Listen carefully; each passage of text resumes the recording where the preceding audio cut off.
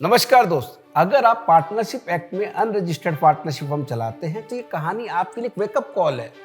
आज की कहानी बासु कंस्ट्रक्शन इंडिया की है। बासु कंस्ट्रक्शन जो है दिल्ली की एक अनरजिस्टर्ड पार्टनरशिप फर्म है जो जीएसटी में लेकिन रजिस्टर्ड है और जीएसटी का पेमेंट भी करती है। नवंबर 2024 में उनके पास एक शोकॉज नोटिस आता है और सीए की ओवरसाइट की वजह से उसका रिप्लाई सबमिट नहीं होता है। तो जनवरी 25 में डिपार्टमेंट एक एक्सपार्टी ऑर्डर पास कर देता है। अब अमित साहब जो है वो कोर्ट पर ले जाते हैं और वहां जाके बोलते साहब गलती हमारी नहीं सीए की थी, पर हमें कम से कम हियरिंग का राइट्स तो मिलना चाहिए था। डिपार्टमेंट बोला आप किस हक की बात कर रहे हैं, आपकी फर्म तो पार्टनरशिप एक्ट में रजिस्टर्ड ही नहीं है और पार्टनरशिप एक्ट का सेक्शन 69 कहता है कि अनरजिस्टर्ड फर्म कोर्ट में केस कर ही नहीं सकती है। एक लाइन में उन्होंने दरवाजे को बंद कर दिया।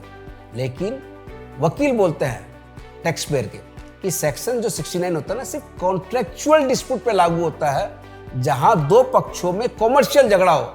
यहां तो मामला टैक्स पेयर के स्टैट्यूटरी राइट का है और वो सुप्रीम कोर्ट के केस हल्दीराम भुजियावाला का रेफरेंस देते हैं जिसमें कहा गया है कि अनरजिस्टर्ड फर्म अपने स्टैट्यूटरी या कॉमन लॉ राइट को इन्फोर्स कर सकती है।